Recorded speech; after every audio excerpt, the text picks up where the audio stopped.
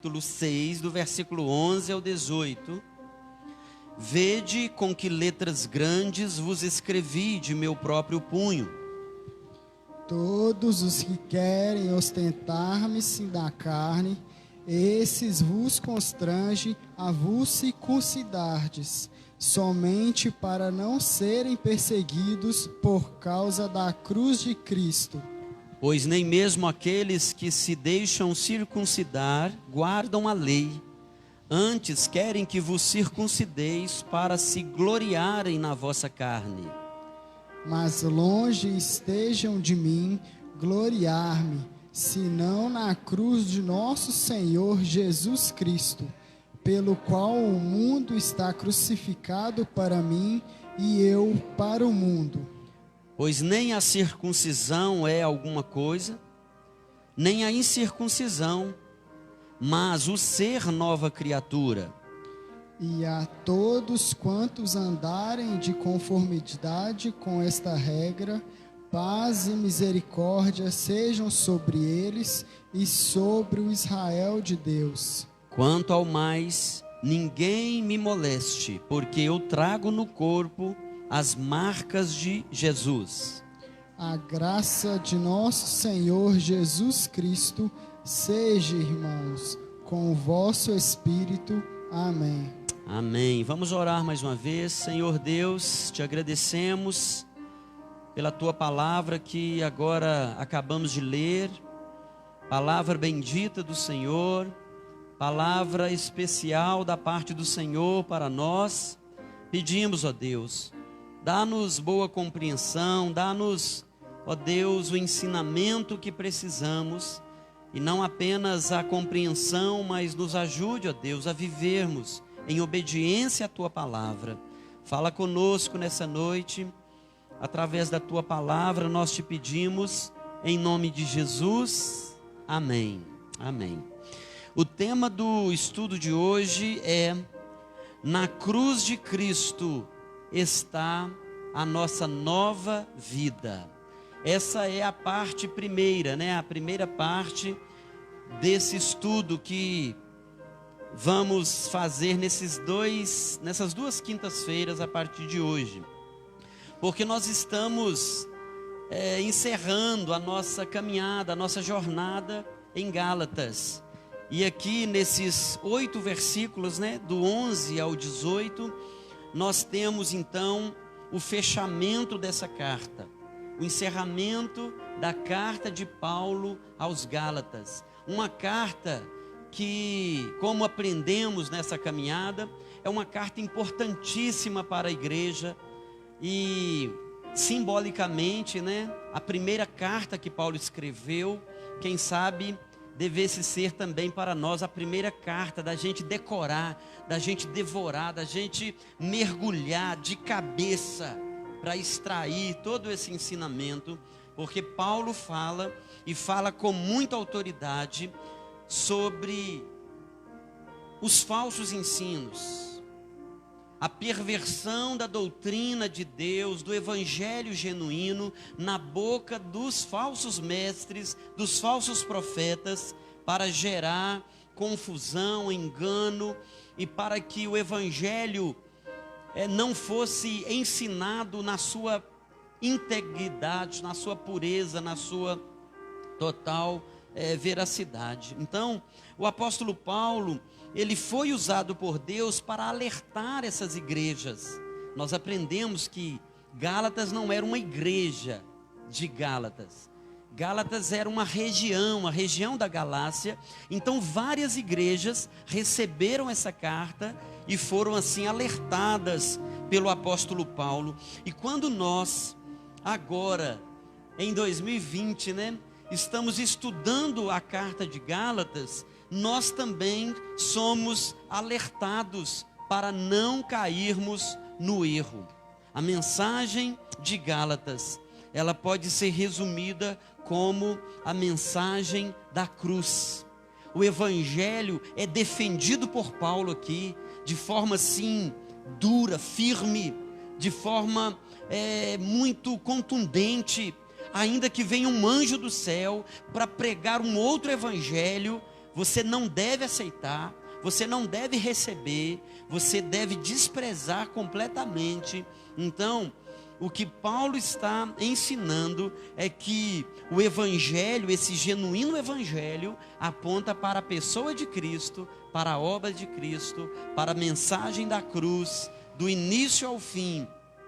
Paulo mostra que a obra de Cristo, ela é perfeita e suficiente para salvar o mais pobre pecador. Lembra do hino 334 do Inário Novo Cântico? Foi na cruz, onde um dia eu vi meus pecados castigados em Jesus. Não era o pecado de Jesus, ele não pecou, era o meu pecado, era o seu, que foi castigado em Jesus. Foi ali, pela fé, que os meus olhos abriu, e agora me alegro em sua luz, em sua cruz. Paulo, então, ao defender o evangelho, a verdade, o evangelho que liberta, a verdade que liberta, Paulo, então, chega ao final da sua carta, mostrando exatamente isso, que na cruz de Cristo está a nossa nova vida, e que as marcas que ele trazia no seu corpo eram as marcas de Jesus. Olha o versículo 15: pois nem a circuncisão é coisa alguma, nem a incircuncisão, mas o ser nova criatura. Olha o versículo 17: quanto a mim, ou quanto ao mais, ninguém me moleste, porque eu trago no corpo as marcas de Cristo, as marcas de Jesus. Ao final dessa carta, Paulo mostra que há dois lados, que há dois posicionamentos, e que nós precisamos, na nossa jornada, olhar a que lado nós estamos. Existe o lado da falsa religião, existe o lado da verdadeira religião. A religião falsa é a religião da aparência, é a religião do ostentar na carne, é a religião da lei, da escravidão, é a religião centrada no homem. Por outro lado, a verdadeira religião, ela é a religião da graça, do amor, é a religião da liberdade. Essa religião, o verdadeiro evangelho, está centrado na pessoa de Jesus Cristo e na obra que ele realizou na cruz do Calvário em nosso favor. Então, como são os últimos versos da carta, né? Eu dividi, para ficar mais didático, para o nosso entendimento melhor, eu dividi esse texto em duas partes.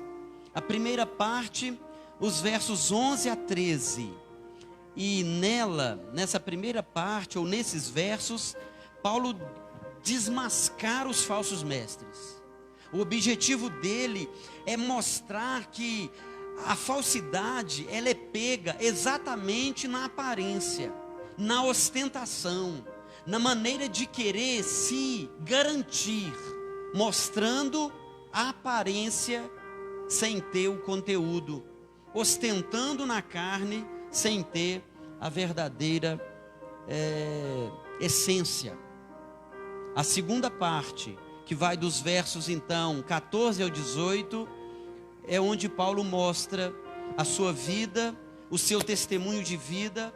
Ele mostra a nova vida e ele apresenta a cruz de Cristo, que é nela que está oculta a nossa vida, e a nossa glória não está na carne, mas na cruz de Cristo Jesus. Versículo 11, olha aí para a sua Bíblia: vede com que letras grandes vos escrevi de meu próprio punho. A ideia aqui, Paulo está trazendo uma ênfase. Todos os comentaristas são unânimes em dizer, é como se Paulo estivesse escrevendo em letras garrafais, em caixa alta, né? Como se ele estivesse buscando destacar no final da carta o perigo do falso ensino. Eu já escrevi para vocês, eu já expliquei para vocês cada situação as quais está aí tentando tirar vocês da verdade. E agora então Paulo usa esse recurso de ênfase. Alguns chegam a dizer que Paulo estaria usando letras para crianças.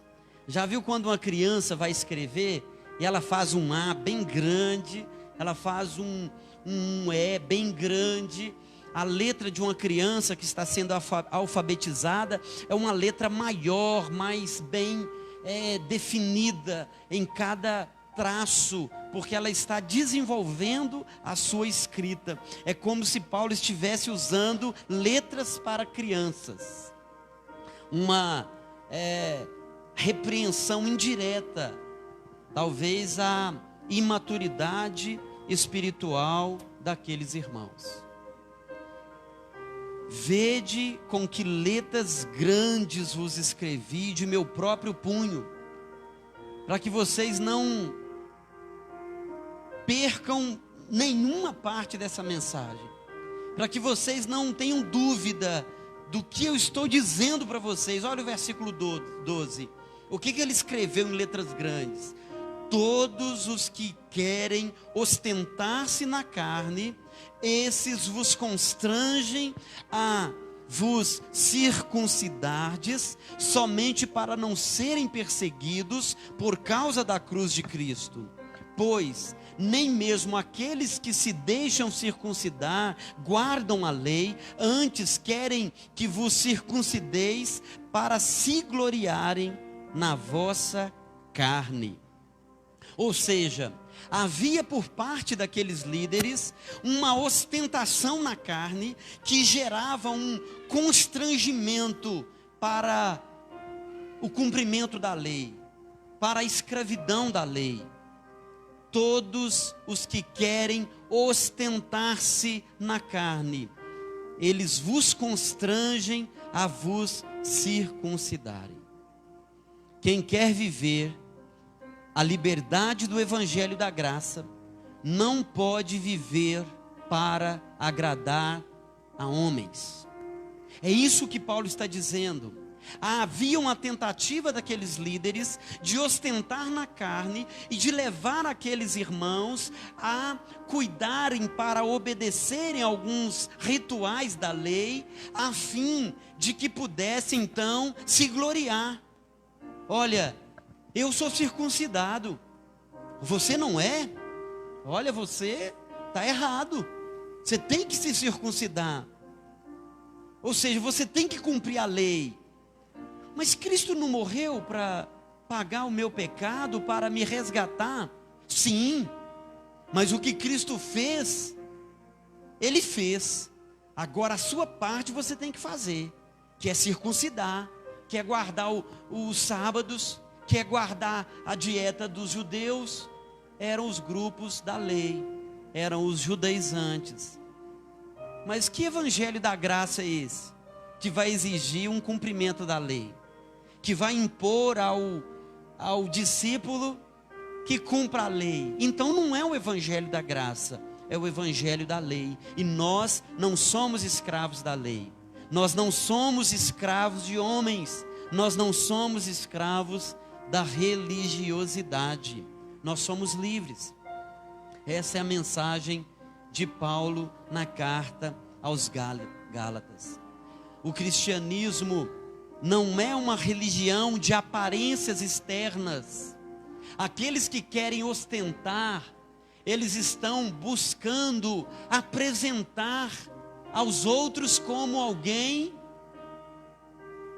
que é aprovado pela vista dos outros, alguém que cumpre certinho a lei, enquanto que o evangelho genuíno, ele não está pautado naquilo que os olhos veem, naquilo que é possível de ser ostentado, mas aquilo que está no coração, que ninguém vê, só Deus. A grandeza do evangelho é que Deus, quando nos vê, Ele não nos vê como ver o homem. Lembra de 1 Samuel 17? E nós estamos falando de um grande homem de Deus chamado Samuel. E hoje a nossa irmã Vanessa postou um vídeo, né? No grupo da UMP, falando sobre isso. Ver o que está dentro e não o que está fora. E o Douglas Gonçalves fala isso. Um homem chamado Samuel, que era um homem tão usado por Deus, ele foi traído pelos seus olhos, porque ele viu um filho de Jessé, grande, imponente, com porte de guerreiro, com porte de rei, imponente, e Samuel logo falou, certamente é esse. E Deus foi e puxou a orelha de Samuel: não atente para a sua aparência, porque eu o rejeitei, porque o Senhor não vê como ver o homem. O homem vê o exterior, o Senhor vê o coração. É isso que Paulo está dizendo aqui. Aqueles que querem ostentar-se na carne, eles vão viver para mostrar o que eles têm, o que eles são. Eles vão viver de aparência. E o cristianismo não é uma religião de aparência, mas de corações sinceros. Deus vê o coração. Eu queria que você olhasse comigo 2 textos. Romanos capítulo 2, versículo 28. Olha o que Paulo diz. O mesmo Paulo que escreveu Gálatas. Romanos 2, versículo 28. Porque não é judeu quem o é apenas exteriormente, nem é circuncisão a que é somente na carne. E a gente pensa assim, essa é uma linguagem do Novo Testamento, e a gente se engana. Quer ver um outro texto? Deuteronômio capítulo 10, versículo 16. Deuteronômio capítulo 10, versículo 16. Olha o que diz.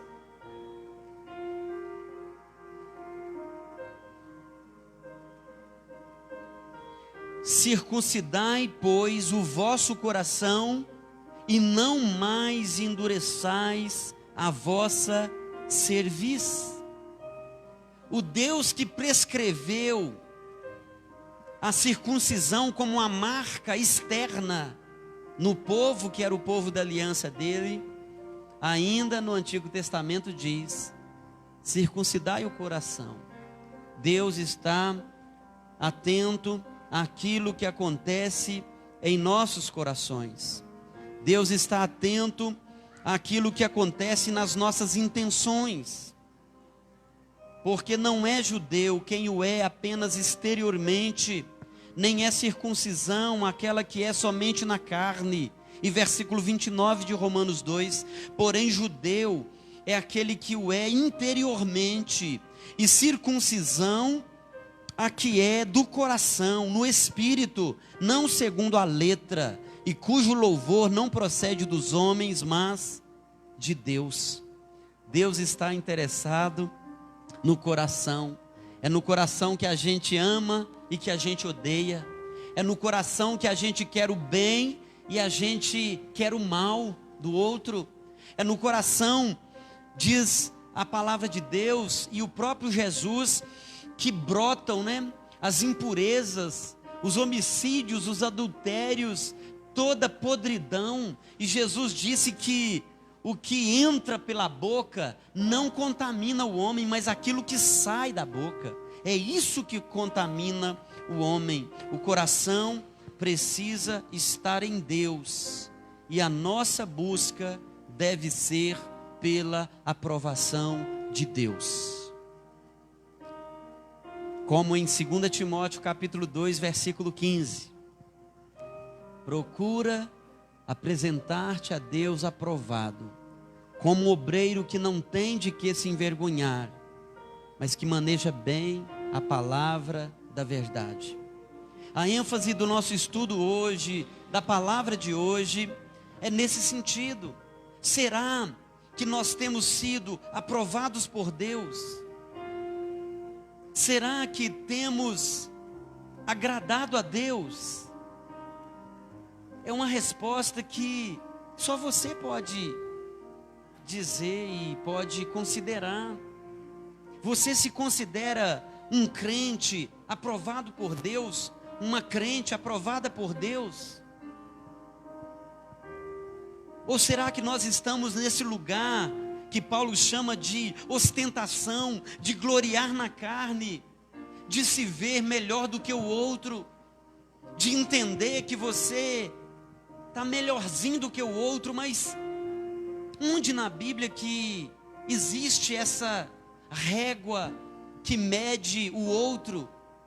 Onde Deus nos mandou comparar uns com os outros para ver se a gente está bem ou não? Isso é diabólico, isso é lei, isso é oprimir o irmão, isso é você querer se garantir pelaquilo que você faz ou por aquilo que você é. Lembra da oração do fariseu? Senhor, eu não sou como a maioria dos homens, nem como esse aí, ó. Olha a ousadia desse homem, que orava de si para si mesmo, e ele enumerava o que ele cumpria. Ele não disse circuncisão, mas ele disse dízimos, ele disse jejuns, ele disse frequência na sinagoga, e por essa régua ele media e via que ele era melhor do que o irmão dele. Aliás, ele nem considerava o publicano como um irmão. Eu não sou como esse pecador aí, ó. O que Paulo está mostrando é que nós não somos chamados para ostentar, nós não somos chamados para gloriar na carne, nós não somos chamados para comparar a nossa vida com a vida do nosso irmão. Sabe qual que é a medida? A medida é Cristo. Compara você com Cristo, e aí você pode, de fato, ter uma medida mais coerente. No amor, na compaixão, no perdão, na humildade, na entrega, no sacrifício. Será como nós nos sairemos, né? Comparando-nos com Cristo Jesus. Será que nós somos aprovados por Deus? Paulo diz também em Romanos, capítulo 8:8, é até fácil de guardar, né?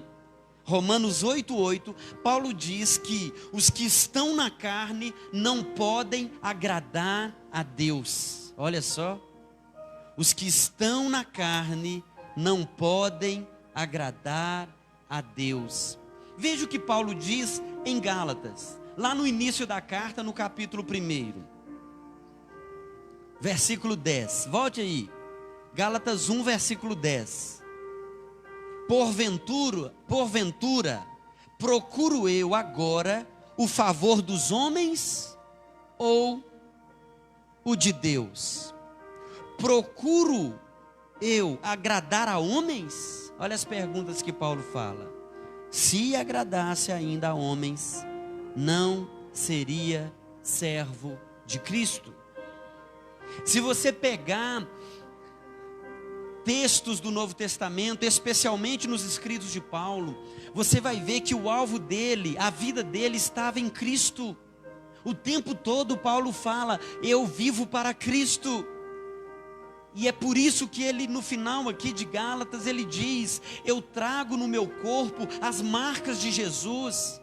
E nós vamos aprender sobre isso na semana que vem, que essas marcas eram literalmente cicatrizes de açoites, de apedrejamento, de machucados que criaram cicatrizes e marcaram Paulo como um que resolveu enfrentar a oposição, a perseguição e não abriu mão de agradar a Deus, de ser aprovado por Deus. Colossenses capítulo 3, versículo 22, Jonathan. O que diz aí? Pode ler bem forte.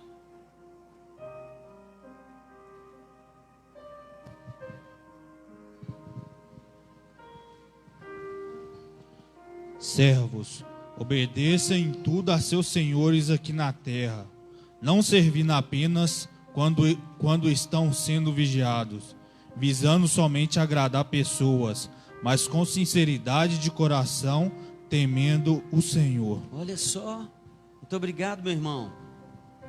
Obedecei em tudo a vosso Senhor, segundo a carne, não servindo apenas sobre vigilância, visando tão somente agradar homens. Se a nossa vida com Deus está pautada em temor de homens, em não desagradar homens, em não desobedecer homens, cuidado que você pode estar entrando por um caminho de religiosidade e não de liberdade que o Evangelho tem para mim e para você. Olha o outro texto que é 1 Tessalonicenses, capítulo 4, versículo 1. Luara, leia por favor.